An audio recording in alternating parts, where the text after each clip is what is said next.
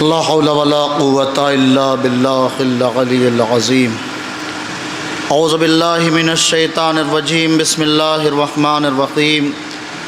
الحمد لله الذي هدانا لهذا وما كنا لنهتدي لولا أن هدانا الله.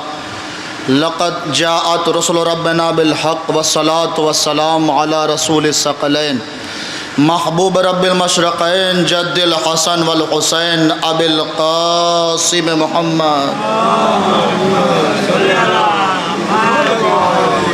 وأهل بيته الطيبين الطاهرين المعصومين ولعنة الله على أعدائهم أجمعين من يومنا هذا إلى يوم الدين. أما بعد فقد قال رسول الله صلى الله عليه وآله وسلم ان الحسین مصباح الہدی وسفینۃ النجاۃ. صلوات پڑھیں مل جل کے محمد.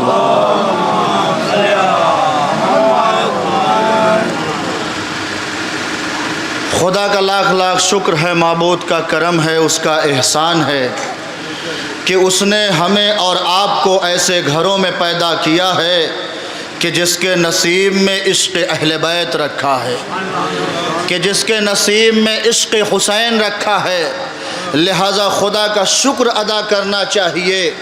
معبود کا ہر وقت، ہر سانس، ہر لمحہ، ہر ساعت شکر ادا کرنا چاہیے، اس لیے کہ اس نے ہمیں اور آپ کو فرش عزا جیسی نعمت عطا فرمائی. یہ فرش عزا، یہ مجلس، یہ کربلا، یہ ہمارے لیے بہت بڑی نعمت ہے عزیزان گرامی. اس لیے کہ آپ اب جانتے ہیں کہ اب کوئی دیگر جگہ موجود نہیں ہے، اب جو کچھ بچا ہے یہی فرش عزا ہے. لہذا فرش عزا کی عظمت کو ہمیں جاننا چاہیے اور اس کی معرفت حاصل کرنا چاہیے. ہمارا یہ حال ہے کہ اگر مجلس کا اعلان ہوتا ہے تو ہم اور آپ یہ سوچتے ہیں کہ مولانا مصائب میں پہنچے پھر ہم شرکت کریں فرش عزا پہ. ایسا نہیں ہونا چاہیے.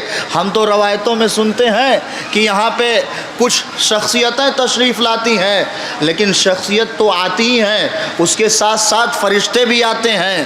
اور فرشتے کہاں سے آتے ہیں؟ آسمان سے تشریف لاتے ہیں. کتاب کا نام ہے کبریت الاحمر، اس میں لکھا ہوا ہے جب بھی کہیں مجلس حسین ہوتی ہے فرشتے آتے ہیں، اپنے پروں کو بچھاتے ہیں. یہ تو ہماری اور آپ کی گنہگار آنکھیں دیکھ رہی ہیں کہ ہم فرش عزا پہ بیٹھے ہوئے ہیں، لیکن ہم اور آپ فرش عزا پہ نہیں بیٹھے ہوئے ہیں بلکہ فرشتوں کے پروں پہ بیٹھ کے مجلس کر رہے ہیں. لیکن ابھی مجلس تمام ہوگی، یہ فرشتے جو آتے ہیں انہیں کیا ملتا ہے؟ نہیں، انہیں ملتا ہے جب یہ پلٹ کے اپنے بزم ملکوت میں پہنچتے ہیں تو ان کے جسم سے ایسی خوشبو نمودار ہوتی ہے کہ دوسرے فرشتے پوچھتے ہیں آیا تم کہاں سے آئے ہو جو یہ خوشبو لے کے آئے ہو؟ وہ کہتے ہیں ہم فلاں مقام پر فلاں جگہ گئے تھے، یہ وہاں کی خوشبو ہے. وہ کہتے ہیں ہمیں بھی اس مقام پر لے کے چلو. وہ کہتے ہیں مجلس تمام ہو چکی ہے. وہ فرشتے کہتے ہیں مجلس ختم ہو گئی لیکن وہ جگہ تو موجود ہے. گویا ہم اور آپ جہاں مجلس کر کے جا چکے ہوتے ہیں بعد میں بھی اس مقام پر فرشتے آتے ہیں اور اپنے پروں کو مس کرتے ہیں. صلوات پڑھیں مل جل کے محمد.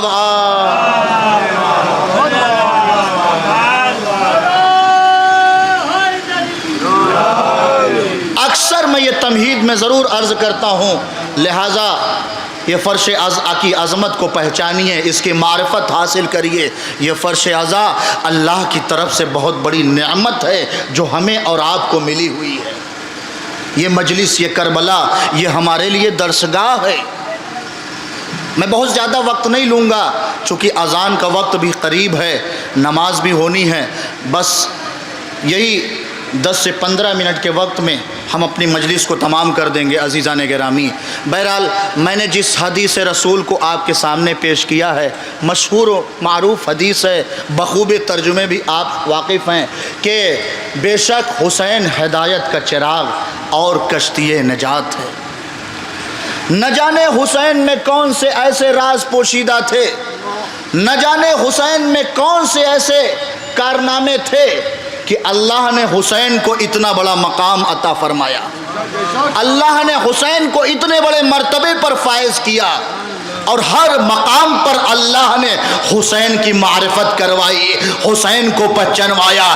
کبھی رسول کو حکم دیتا ہے اے رسول خطبے کو منقطع کرو، اور رسول خطبے کو توڑو، منقطع کرو، حسین کو پہچانواؤ، حسین کی معرفت کرواؤ۔ اور کبھی حکم ہوتا ہے اے رسول اس وقت تک سجدے سے اٹھنا نہیں جب تک کہ حسین خود سے پشت سے اتر نہ آئے۔ صلوات پڑھیں مل جل کے محمد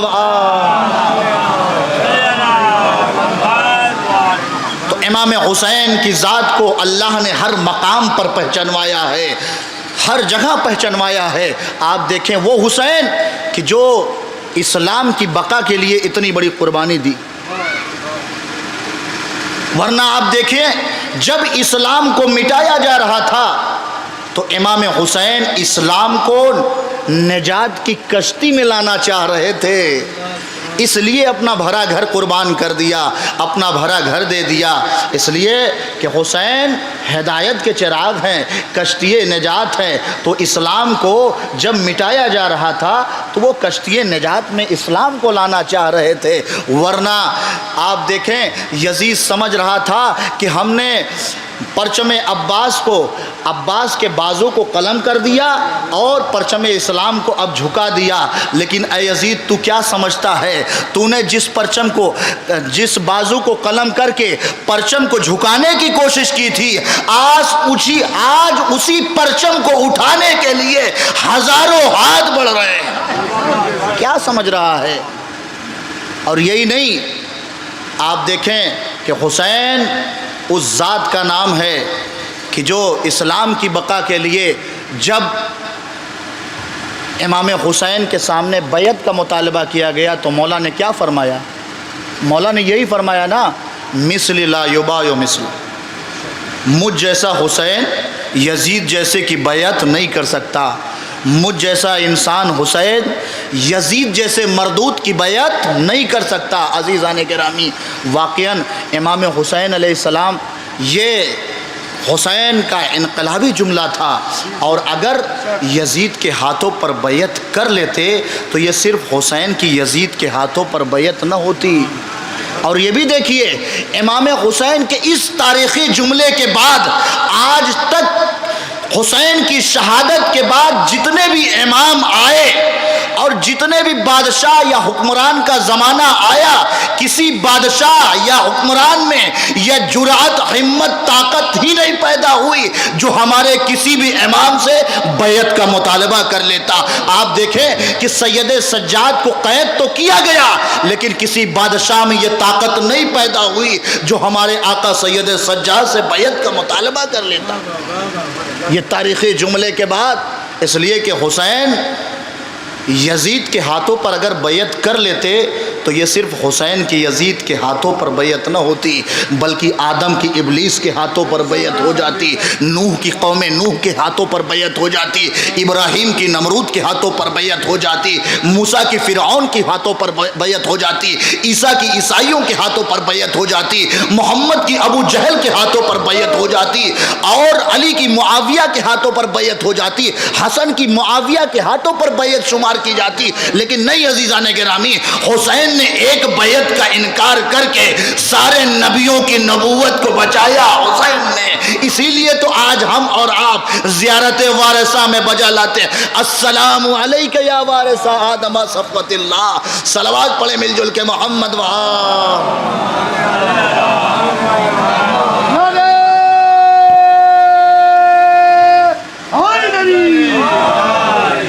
اسلام ابو طالب علیہ السلام پہ باوجہ بلند تلوار۔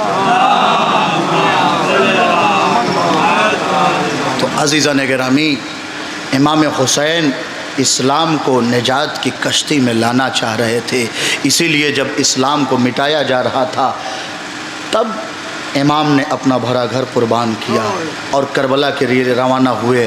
آپ یہ دیکھیں کہ امتی جد کی اصلاح کے لیے گئے تھے، تو واقعاً ہمیں اپنی اصلاح کرنا چاہیے۔ ہم اپنے کو اس طرح سے بنائیں کہ اگر راستے سے بھی گزرے تو دوسرا بھی کہنے پہ مجبور ہو جائے کہ واقعاً حسین کا عاشق جا رہا ہے، حسین کا حقیقی عزادار جا رہا ہے۔ ہم اپنے کو اس طرح سے بنائیں، لیکن مجلس کریں، جلوس نکالیں، سب کچھ کریں، لیکن مقصد حسین ہمیشہ ذہن میں ہونا چاہیے۔ حسین نے کس لیے کربلا میں اتنی بڑی قربانی دی، یہ ہمارے ذہن میں ہر وقت ہونا چاہیے۔ اس لیے کہ بقرعید کے بعد جب محرم آتا ہے تو پورے سماج پہ بے چینی چھاتی ہے، ہر کوئی آمادگی میں لگتا ہے محرم کی، محرم آ رہا ہے، اور جب محرم آتا ہے تو پورا سماج بے چین ہوتا ہے۔ کسی کو اپنے امام بارگاہ کی صفائی کی فکر ہو جاتی ہے، کسی کو اپنی مجلس کی فکر ہوتی ہے، کسی کو اپنے نظر و نیاز کی فکر ہوتی ہے، کسی کو اپنے جلوس کی فکر ہوتی ہے، اور کسی کو اپنی انجمن کو فکر ہوتی ہے، انجمنوں کو اپنے نوحوں کی فکر ہوتی ہے، کسی کو اپنے ذاکروں کو فکر ہوتی ہے، بلکہ یوں کہہ دوں کہ ذاکروں کو بھی اپنے عشروں کی فکر ہوتی ہے، یعنی حلوائی سے لے کے ذاکروں تک ہر ایک کو کمانے کی فکر ہوتی ہے، لیکن غریب عزادار سے لے کر امیر عزادار تک ہر ایک کو یہ فکر ہوتی ہے کہ خرچ کرنے میں کوئی کمی نہ واقع ہو جائے، کہ سماج میں کوئی انگلی اٹھا دے، مگر جس کے دم سے ماہ عزا آیا ہے اس کی شہادت کی کسی کو فکر نہیں ہے، ورنہ ہم ان ایام میں صرف ذاکر یا عزادار نہ ہوتے بلکہ دیندار بنتے اور دیندار بنانے کی مہم چلاتے۔ حسین کربلا میں شہید ہوئے دشمنوں کے ہاتھوں، لیکن آج مقصد حسین پامال ہو رہا ہے ہم جیسے عزاداروں کے ہاتھوں۔ صلوات پڑھیں مل جل کے محمد و آل محمد۔ تو لہٰذا بہت توجہ، ہم کوئی بھی کام کریں تو ہر وقت ہمارے ذہن میں مقصد حسین ہونا چاہیے کہ امام نے اتنی بڑی قربانی کیوں دی۔ ہم اپنی اصلاح کریں، واقعاً اپنے کو اس طرح سے بنائیں کہ دوسرا بھی کہہ دے کہ واقعاً حسین کا حقیقی عزادار۔ بس عزیزو، آج محرم کی 25 تاریخ، ذرا ایک لمحے کے لیے ہم آپ کو کربلا لے کے چلتے ہیں۔ روز عاشور ہے، شب عاشور ہے، رات کا سناٹا ہے، رات کی تاریکی ہے۔ ہلال جب دیکھتا ہے کہ مولا امام حسین خاک پہ بیٹھ کے کچھ چن رہے تھے، تو ایک مرتبہ یہ ہلال دوڑ کے جاتا ہے، مولا آپ اس رات کی تاریکی میں یہ کیا کر رہے ہیں؟ امام حسین نے کہا، ہلال میں کچھ خاص کانٹے چن رہا ہوں، اس لیے کہ میری شہادت کے بعد یہ ہمارے گھر والے، یہ ہمارے اہل بیت یہیں پہ آ کے بیٹھیں گے۔ مدینے میں کسی سائل نے سید سجاد سے بھی سوال کیا تھا، مولا آپ کربلا میں کہاں پہ تھے، کس مقام پہ تھے؟ سید سجاد کے ہاتھوں میں تسبیح تھی، تسبیح کے دھاگے کو توڑا اور تسبیح کے دانے زمین میں بکھر گئے، اور کہا جس طرح سے یہ تسبیح کے دانے زمین میں بکھر گئے، بس اسی طرح سے ہم کربلا میں بکھر گئے تھے۔ اجرکم من اللہ عزادارو، آپ رونے کے لیے آمادہ ہو گئے ہیں تو ایک روز عاشور کی ایک بطور مصائب ایک روایت پڑھتا ہوں، اس کے بعد سید سجاد کے حوالے سے ایک دو روایت آپ کی خدمت میں پیش کرنا چاہتا ہوں۔ آپ دیکھیں کہ روز عاشور جب سب شہید ہو گئے، کوئی نہیں بچا، یکا و تنہا حسین کی ذات ہے۔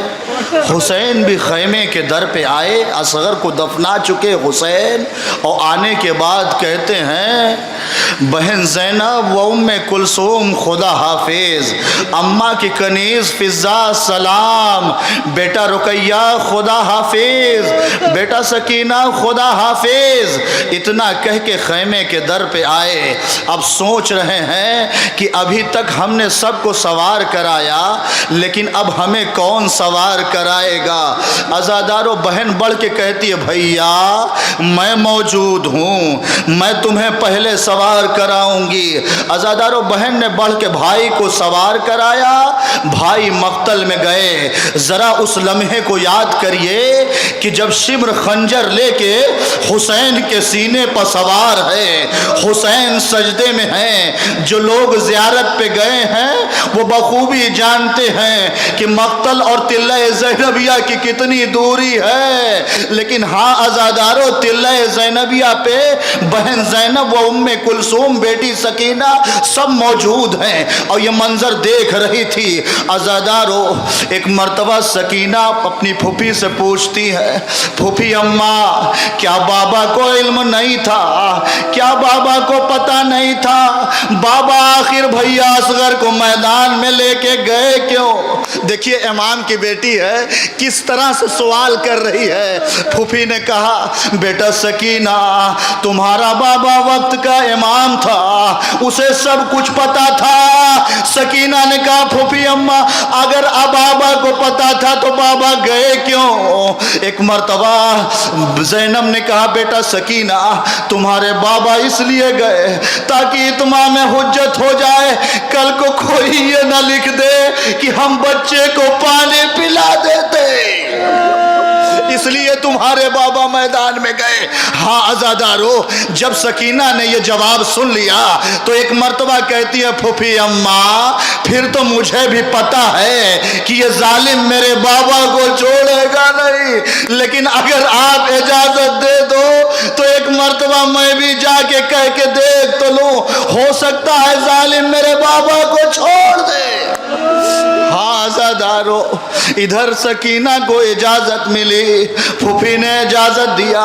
नन्ही सकीना सर पर रिदा रखती है, तिल्ले ज़ैनबिया से नीचे उतरती है, उस नशेब की तरफ दौड़ती है जहां सीने हुसैन पर यह जालिम सवार था।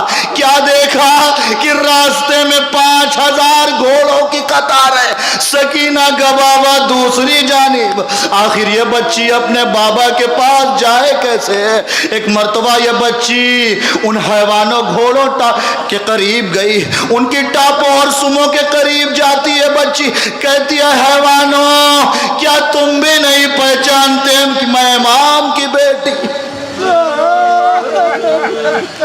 अज़ादारों, जब ये जवाब सुना तो हैवान भी बिलक बिलक कर रोने लगे, गिरिया करने लगे। अपनी टापों को उठाया, सुमों को उठाया, रास्ता दे दिया। अब सकीना उस नशेब की तरफ दौड़ पड़ी। क्या देखा कि शिम्र बाबा के गले पर सवार। एक मर्तबा ये बच्ची कहती है ऐ जालिम ठहर जा। अज़ादारों, एक मर्तबा ये शिम्र पीछे मुड़ के देखता है, क्या देखा कि हुसैन की बच्ची आ रही है। ये सकीना कहती है जालिम ठहर जा, मुझे कुछ कहना है। एक मर्तबा शिम्र कहता है क्या बात है सकीना।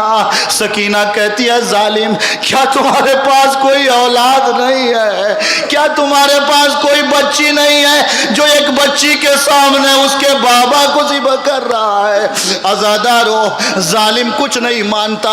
एक मर्तबा जब सकीना से देखा न गया, बल्कि बाबा के गले पे अपना गला रख दिया और कहती है पहले मुझे ज़िब कर फिर मेरे बाबा को ज़िब करना।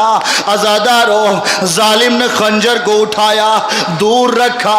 अब सकीना को इत्मीनान हो गया, तसल्ली हो गई कि जालिम को अब रहम आ गया है, इसीलिए खंजर को उठा के दूर रखा। लेकिन अज़ादारों गजब हो गया, इधर शिम्र का खंजर का दूर रखना था, अब शिम्र के दोनों हाथ खाली हुए। अब बढ़ता है, एक हाथ से सकीना की कलाई पकड़ता, दूसरे हाथ से सकीना के तबाचे। सकीना दूर जा गिरी, फरियाद करती अम्मो चचा। अजर को मन अल्लाह, खुदा आपको कोई गम न दे सिवाय गम अहले बैत के। हाँ अजीज़ो, आज मुहर्रम की 25 तारीख़ है, सैयद सज्जाद की शहादत की तारीख़ है। ज़रा एक लम्हे के लिए सोचिए کہ وہ سید سجاد جو کربلا کے بعد کسی بھی خوشی میں نہیں جاتے تھے، امام کا چاہنے والا مولا کی خدمت میں آتا ہے، مولا میرے گھر میں ایک شادی ہے، خوشی کا پروگرام ہے، آپ شرکت کریں۔ مولا نے کہا تمہیں پتہ نہیں کہ کربلا کے بعد، اپنی بابا کی شہادت کے بعد میں کسی بھی شادی میں نہیں جاتا، اگر تمہیں بلانا ہے تو گھر پہ ایک مجلس کر لے، فرش عزا بچھا دے، میں آ جاؤں گا۔ وہ شخص آیا گھر، تاریخ نے اس کا نام شہاب الدین لکھا ہے۔ وہ شخص شہاب الدین آتا ہے، فرش عزا بچھاتا ہے، کیا دیکھا کہ مولا گھر میں آ گئے، فرش عزا پہ آگے مسند پہ بیٹھے ہوئے ہیں، ادھر مرثیہ شروع ہوا، ادھر مرثیہ شروع ہوا، مجلس شروع ہوئی، مصائب اب مولا کے گریہ کرنے کی آواز اس کے کانوں تک پہنچ رہی ہے۔ اب جب مجلس تمام ہوئی، یہ شخص شہاب الدین چاروں طرف دیکھتا ہے کہ مولا فرش عزا پہ نہیں اور فرش عزا پہ آگے بیٹھے ہوئے تھے، کیا نظر پڑی اس کی تو دیکھا کہ جہاں لوگ اپنی جوتیاں اتارا کرتے وہاں سید سجاد بیٹھے ہوئے۔ یہ شخص کہتا مولا آپ کی یہ جگہ نہیں ہے، آپ آگے کیوں نہیں تشریف فرما؟ لیکن مولا نے کہا تمہیں پتہ نہیں کہ جب کہیں مجلس ہوتی ہے تو میری جدہ میری دادی وہیں پہ آ کے بیٹھتی جہاں لوگ اپنی جوتیاں۔ اجرکم من اللہ، خدا آپ کو کوئی غم نہ دے سوائے غم اہل بیت کے۔ ہاں عزیزو، کربلا کے بعد سید سجاد کا یہ عالم تھا، دن ہے تو رونا، رات ہے تو رونا، کھانا سامنے آئے تو رونا، پانی سامنے آئے تو رونا، کیسے میں کھانا کھاؤں میرا بابا بھوکا مارا گیا، کیسے میں پانی پیوں میرا بابا پیاسا ذبح کیا گیا۔ اور جب بھی پانی آتا تھا مضاف ہو جایا کرتا تھا، اگر وضو کے لیے بھی مولا لیتے تھے۔ ہاں زدارو، ذرا اس لمحے کو یاد کریے کہ آج ہی کی وہ تاریخ تھی 25 محرم سن 95 ہجری، جو ظالم ولید بن عبد الملک نے زہر دیا۔ مولا کا وہ وقت آیا کہ وصیتیں بیٹا باقر سے کی اور دنیا سے رخصت ہوئے۔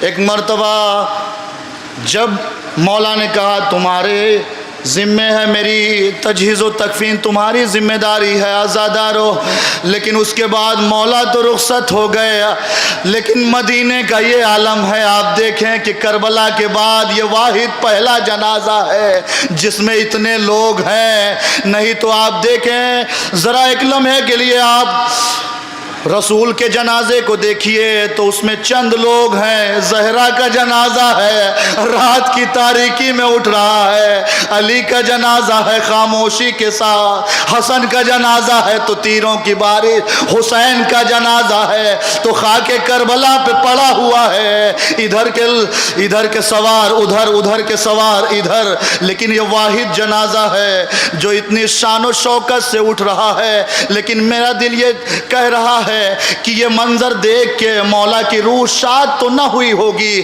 اور یہی جب یہ کاندھے پہ جنازہ اٹھا ہوا ہوگا، بقیع کی طرف سے یہ جنازہ جب گزرا ہوگا تو مولا نے ایک مرتبہ کربلا کی طرف ضرور رخ کیا ہوگا اور یہی کہا ہوگا کہ اے میرے بابا، آپ کا یہ بیٹا، آپ کا یہ لال بہت شرمندہ ہے کہ آپ کے جنازے میں بہت کم لوگ تھے، یہاں تک کہ آپ کا یکا یہ تنہا بیٹا تھا، کوئی نہیں تھا، لیکن ہائے اس میرے جنازے میں اتنا بڑا مجمع، لیکن بابا اتنا ضرور ہوا تھا کہ جب ہم قبر کے قریب گئے تو 2 ہاتھ برآمد ہوئے تھے اور کہا تھا بیٹا سجاد، بیٹا زین العابدین، لاؤ میری امانت کو میرے حوالے کر دو۔